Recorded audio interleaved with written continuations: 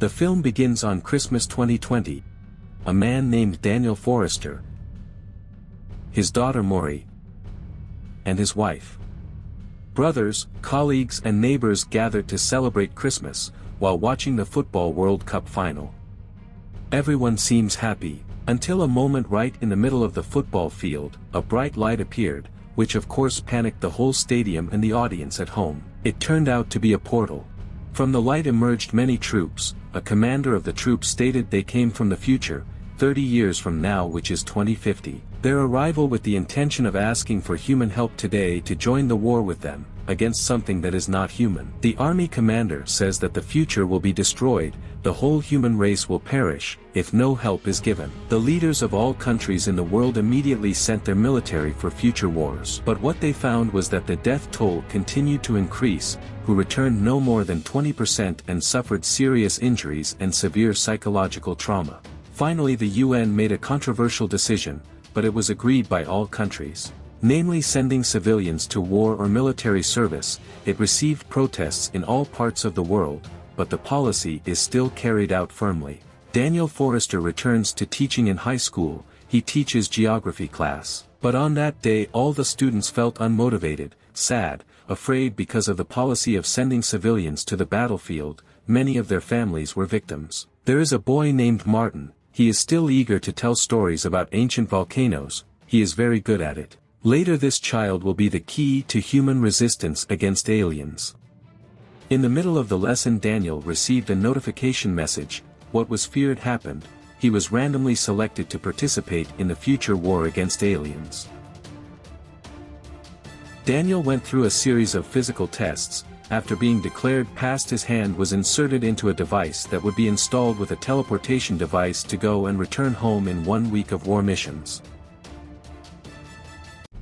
Daniel immediately met his wife, who was emotionally and very worried that this was a one-way ticket. Daniel gently took the responsibility because if he ran away the family would replace him or go to jail. The debate ensued. Finally his wife suggested to meet Daniel's father for help. He had not seen his father for a long time. He asked for help to open the teleportation device. Father felt unable because this tool was too sophisticated to stick to the nervous system. On the same day Daniel said goodbye to his wife and favorite child. He promised to come home and reunite soon. He said everything would be fine, this was only a week's service. The chosen people gather at the base camp for brief training in warfare and survival. There are so many civilians who do not have military capabilities, look ordinary when holding weapons or shooting. Daniel feels this is a suicide mission. At the barracks Daniel meets a new friend named Charlie. He is a scientist. While chatting, the alarm suddenly sounded indicating that everyone had to gather. It turned out that their departure was accelerated. All troops gather at the jump link point. Their information will be sent to the Miami beach and will land from a height of 1 to 2 meters. The portal is turned on. The countdown is turned on. Open portals resembling time passages or wormholes between dimensions. Feelings of anxiety, fear mixed, because they had never experienced this before. One by one they were sucked into the portal. The operator received information that the jump link had an error, and the system could not be cancelled. The landing point changed drastically so that all troops fell free from a height of hundreds of feet. The situation was very tense. Many people died in vain. Daniel and their lucky friends fell in the rooftop swimming pool of a building. The survivors finally see the hell of the future world. The future humans are really being massacred by vicious aliens. Daniel and the team got their first mission, which was to save a group of researchers in a building not far from their location. They rushed down the city streets. Arriving at the location, the conditions were chaotic. They found a group of scientists who had died horribly hanging in the sky. Because they were dead, the next mission was to take the hard drive and some serum in the lab. They had to hurry. Because in 10 minutes the location will be in bomb. The atmosphere grew tense because the white porcupine aliens surrounded them, where they heard roars in various places.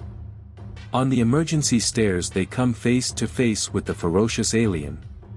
A spooky face with a series of sharp teeth, equipped with tentacles that can shoot deadly sharp spines. Shots were repeatedly aimed at the creature, but it didn't seem to have much effect. Its body was covered in a layer of hard bone, but it had weaknesses in the neck and chest.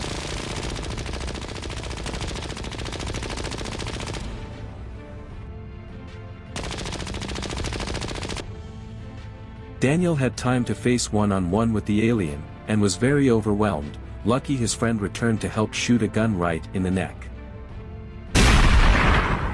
More and more white hedgehogs surrounded. Daniel and the team rushed to the safe pickup point. The bomber approached the target location. They were racing against time.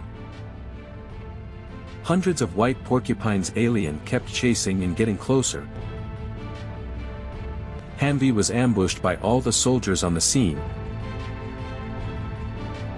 The team was forced to run away from the location of the explosion. A fierce battle ensued. Not wanting to be cornered, the team tried to get out of the location. Hundreds of aliens continue to chase Daniel and team. Only a few seconds left before the bomb is dropped.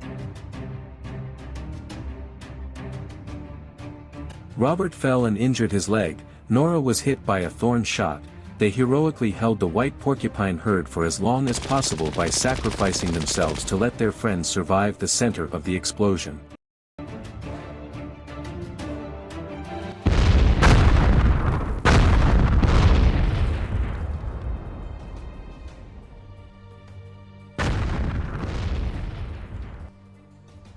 Arriving at the forward operating base, Daniel met the field commander colonel. He felt strange because his last name was the same as Forrester. After a while Daniel realized that she was Maury's daughter, currently 39 years old, and Maury was also the one who made the time portal. Without delaying Maury's time to tell Daniel, he found a female alien nest, where this breed is resistant to the poison created. Maury needs the specimen alive. They immediately rushed to the nest. Maury himself was in charge of the operation. Arriving at the location, Maury immediately descended into the nest hole. The soldiers had trouble capturing the alien queen, because it was very strong and big. The creature put up an extraordinary fight, killing and wounding several soldiers. Maury shot with drugs, but there was no direct effect. The alien queen focused her attack on Maury. She was cornered and almost bitten. A roar sounded very loud. On the helicopter, Daniel saw the movement of many white hedgehog aliens. As if he wanted to free the queen, he immediately went down to the nest and helped Maury catch the alien queen. With great difficulty they finally managed to put the creature into the cage. The helicopter immediately flew to transport the cage. Maury and Daniel immediately fled from the location because hundreds of white hedgehogs came to attack. Several helicopters fell due to the sporadic attacks of the aliens. They rushed into the Humvee and immediately left. They continued to be chased. Finally they could escape to a safe place. The monster was brought directly to the command center in Deepswell 9, which is in the sea. This is the last stronghold of mankind on Earth and the final location of the jump link. In the lab, the creature was immediately examined for blood and DNA samples. Various tests failed. They tirelessly kept on trying, until finally a complete poison composition was found to be able to kill the aliens.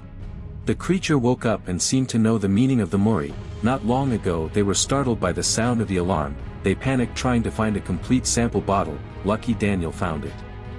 Radar showed their defensive parameters had been breached. The alien queen continued to roar loudly, telling the herd her position. Maury and Daniel rushed to the helipad to escape while saving the poison serum. Hundreds of thousands of aliens invaded the place from all directions, the main goal of freeing the alien queen and killing all living things in the place. A herd of white hedgehogs managed to find and free the queen. The monsters was ordered to find Daniel and Maury.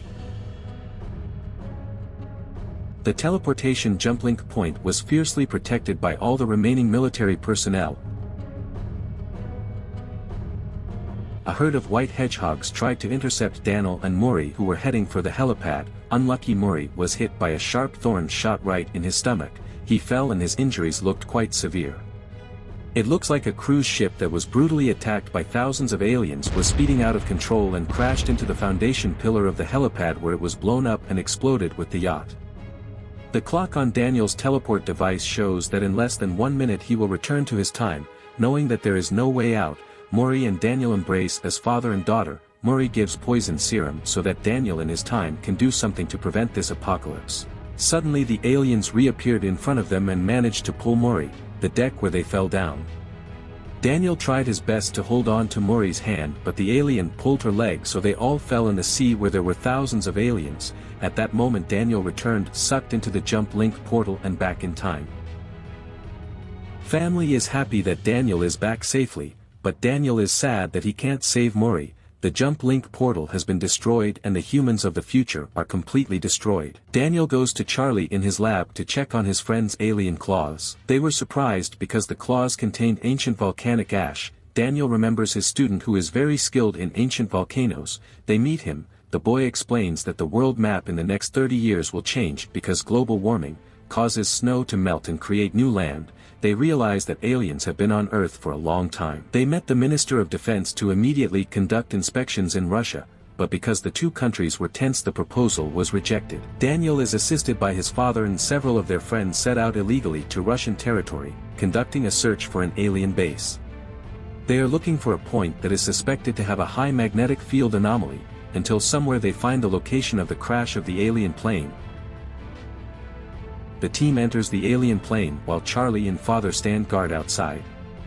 In the cockpit they found the bodies of long-dead aliens, apparently from the reptilian race. Looking deeper they found a cargo space that turned out to contain a lot of white hedgehog aliens in an incubation bag in a sleeping position. Apparently this creature is a weapon of destruction prepared to destroy a civilization. They immediately injected poison into the sleeping alien, and managed to destroy the monster's body from the inside. But the screams of the dying alien woke the others up, so the team was late to inject poison into the other creatures. The alien was escaped. Some alien go to outside the plane and others go to cargo space to wake up thousands of colonies. Outside Charlie and father trying to fight the white hedgehog who tried to escape. Inside the plane there was a fierce battle. Thousands of alien colonies managed to wake up and attack the team. Because of the dangerous situation the team ordered Daniel to get out of the plane and run as far as possible, because friends will do a heroic action by blowing up the alien plane. The bomb exploded, all parts of the plane were destroyed. Dad told Daniel there was one female alien who managed to escape, and Dad forced to follow the creature. The shot from Dad had no effect, instead he became the target of the alien's anger. Just in time Daniel hit the alien with snow motorbike, and there was an exciting duel between them. The hedgehog white shot sharp spikes. Father and Daniel shot back. They had cornered the creature, but because of a snowstorm the alien was out of sight. When there is a chance they piercing both eyes alien causing him to go blind. That opportunity is used. Daniel to stab the monster's hand. The poison reacts. The alien's hand melts. The alien amputates his body part to prevent the poison from spreading. Daniel sits limp. Dad lures the alien by slashing his palm until it bleeds, making the alien want to pounce on him. Daniel swiftly ambushed and tore the creature's weak spot. With the last force he put the last bottle of poison into the creature's throat.